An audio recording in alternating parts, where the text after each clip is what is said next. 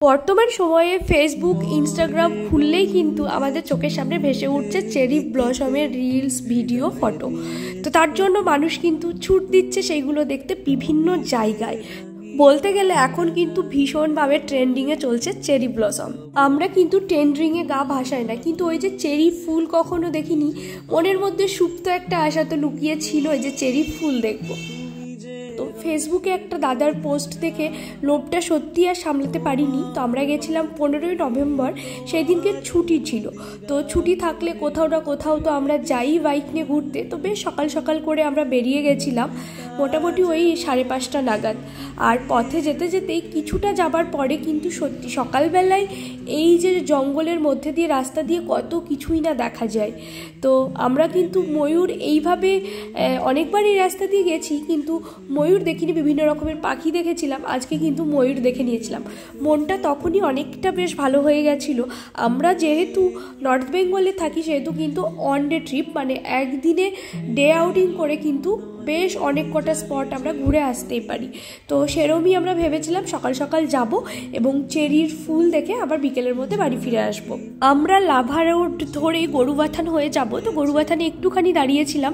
এটা কোনো হোমস্টে না, এক দিদির বাড়ি। তো সেখানে আমি একটু টয়লেট ইউজ করেছিলাম আর দিদির হাতের কিন্তু চা খেয়ে নিয়েছিলাম। গরুবাথান থেকে এবার আমরা কিন্তু যাব আপার ফাগু হয়ে যে রাস্তাটা, এটা একটুখানি কিন্তু অফ রোড। 4 চাকা দুটো হলে পাশাপাশি যেতে বা ক্রস করতে একটুখানি প্রবলেম হবে, কিন্তু বাইক অনায়াসেই চলে যাবে। তোমরা যারা যেতে চাইছো গুগল ম্যাপে ইওর লোকেশন দিয়ে সামাবিয়ং টি গার্ডেন সার্চ করলে পেয়ে যাবে। তো আমরা সেইভাবে গুগল লোকেশন দেখে যাচ্ছিলাম। এটা বেশ অফরোডিং একটা রাস্তা ছিল, বরাবরই কিন্তু অফরোডিং রাস্তা দিয়ে যেতে আমার আর শুভদীপের বেশ ভালো লাগে। এটা অনেকটাই পুরো জঙ্গলের মধ্যে দিয়ে রাস্তা ছিল। আমি তোমাদের সাথে শেয়ার করেছিলাম যে মানজিং গিয়েছিলাম, তখন কিন্তু এই রুটটা দেখাচ্ছিল ম্যাপে, কিন্তু আমরা যাইনি, উল্টো দিক দিয়ে গেছিলাম। রাস্তার সৌন্দর্য তো তোমরা দেখতেই পাচ্ছ, কি সুন্দর লাগছিল।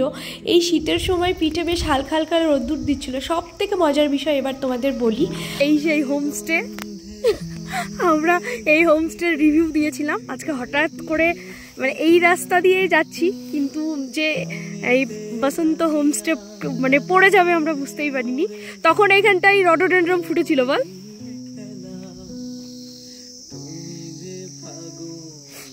তো এসেই যখন পড়েছি, যাই একটু দাদার সাথে দেখা করে আসি। কি যে ভালো লাগছিল তোমাদের হয়তো আমি বলে বোঝাতে পারবো না। পাহাড়ে এসে পরিচিত হোমস্টের সামনে না জানতেই আমরা চলে এসেছি। এটা সত্যি অন্যরকম আলাদাই মনের মধ্যে একটা অনুভূতি হচ্ছিল। কিন্তু দুঃখজনক বিষয় হচ্ছে দাদা ছিল না, তার হোমস্টেতে তালাবদ্ধ ছিল। তো হোমস্টেটা আবারও মানে দাদার প্রপার্টিটা এতটাই সুন্দর, বরাবরই আমার ভীষণ ভালো লাগে।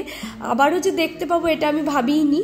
তো তোমরা যারা এখানে ভাবছো যে স্টে করবে, তারা কিন্তু অবশ্যই বসন্ত হোমস্টেতে থাকতে পারো। আমি ডেসক্রিপশনে দাদার ফোন নাম্বার দিয়ে দেবো। সেখান থেকে তোমরা কিন্তু সামাবিয়ং টি স্টেটে চেরি ফুল মানে উপভোগ করতে পারো। ভীষণ ভালো লাগবে। ওখান থেকে একেবারে 5 মিনিটের রাস্তা। তো সেখান থেকে আমরা পৌঁছে গেছি আজকে আমাদের ডেস্টিনেশন সামাবিয়ং টি স্টেট। এইখানেই কিন্তু পরপর খুব সুন্দর চেরির গাছগুলো আছে। অনেকেই কিন্তু এই চেরি ব্লসম দেখতে সিকিমের টেমি টি গার্ডেন যাচ্ছে, মেঘালয় যাচ্ছে, কিন্তু বাড়ির কাছে লাভারও 5 কিলোমিটার আগে যে এত সুন্দর একটা জায়গা আছে, সত্যি সেই দাদার পোস্ট না দেখলে আমি জানতেই পারতাম না, মানে আমরা জানতেই পারতাম না।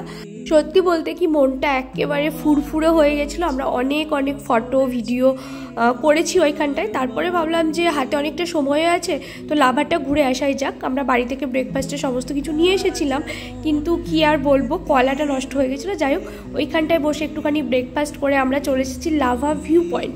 ওখান থেকে ওই 5 কিলোমিটার মতোই। এই জায়গাটায় আমি এর আগে আসিনি, তো সেখানেও অনেক ফটো ভিডিও আমরা তুলে নিয়েছিলাম। শেষে আমরা চার সাথে করেছিলাম লাঞ্চ, যেটা তোমাদের সাথে অলরেডি শেয়ার করে নিয়েছি।